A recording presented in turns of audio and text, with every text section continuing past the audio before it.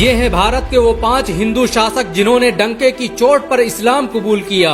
इनसे प्रभावित होकर भारत में लाखों लोग मुसलमान बन गए। भारत में इस्लामी साम्राज्य की स्थापना में इन हिंदू राजाओं का बड़ा योगदान रहा। भारत में इस्लाम कबूल करने वाले 5 हिंदू राजाओं की लिस्ट में पहला नाम जलालुद्दीन मोहम्मद शाह का आता है। ये बंगाल के राजा गणेश का बेटा था। इस्लाम कबूल करने से पहले लोग इसे यदु गणेश के नाम से जानते थे।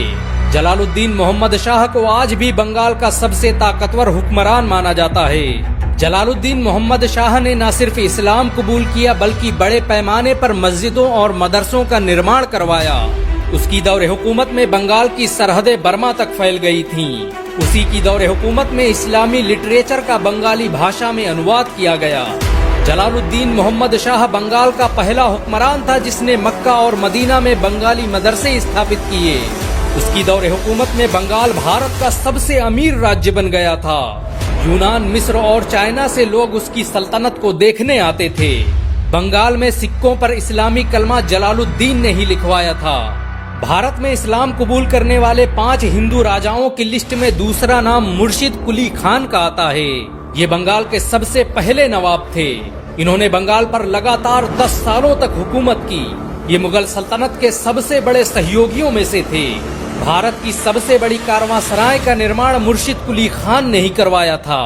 आपको ये जानकर शायद हैरानी हो कि मुर्शिद कुली खान का असली नाम सूर्य नारायण मिश्र था।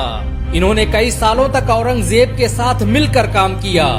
औरंगजेब ने ही सबसे पहले इन्हें बंगाल का दीवान बनाया था। 1670 ईस्वी में जन्मे मुर्शिद कुली खान अपने वक्त के सबसे ताकतवर नवाब माने जाते थे। उनकी दौरे हुकूमत में बंगाल की सरहदें असम से लेकर ढाका और बिहार तक फैल गई थी। औरंगजेब ने मुर्शिद कुली खान के नाम पर ही मुर्शिदाबाद शहर का नाम रखा था। ये अपने वक्त का सबसे आधुनिक शहर था। मुर्शिदाबाद में कोई घर ऐसा नहीं था जहां पर लाइब्रेरी न मौजूद हो।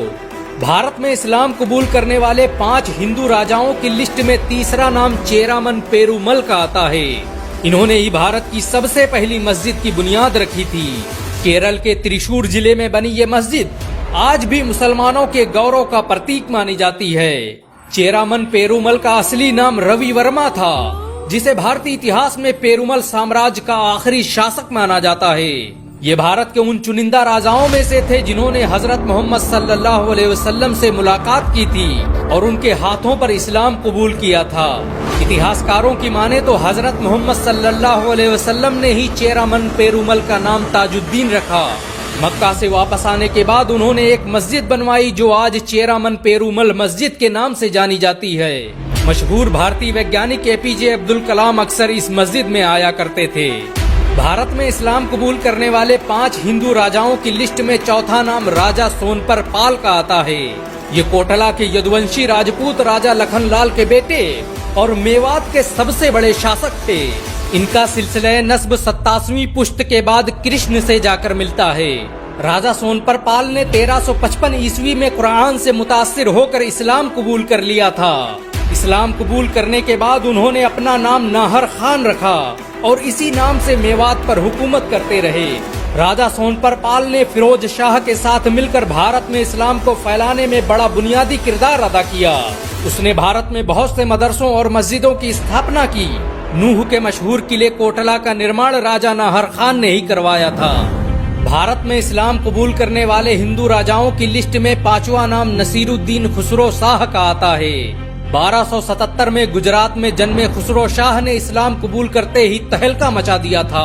उसने सबसे पहले अलाउद्दीन खिलजी को शिकस्त देकर दिल्ली में हुकूमत कायम की और फिर कुछ ही महीनों में दिल्ली को इस्लाम का सबसे बड़ा केंद्र बना दिया।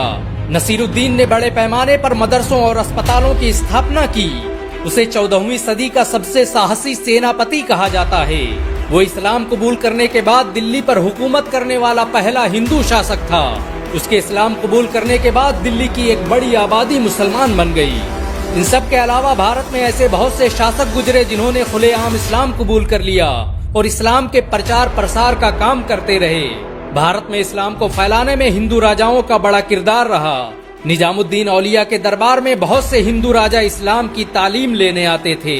आपको किस शासक ने सबसे ज्यादा प्रभावित किया नीचे कमेंट में जरूर बताएं। अगर एक मुसलमान होने के नाते आपको गर्व महसूस हुआ हो तो इस वीडियो को लाइक और शेयर जरूर करें। ऐसी और वीडियो को देखने के लिए हमारे चैनल को सब्सक्राइब करें, घंटा जरूर दबाएं।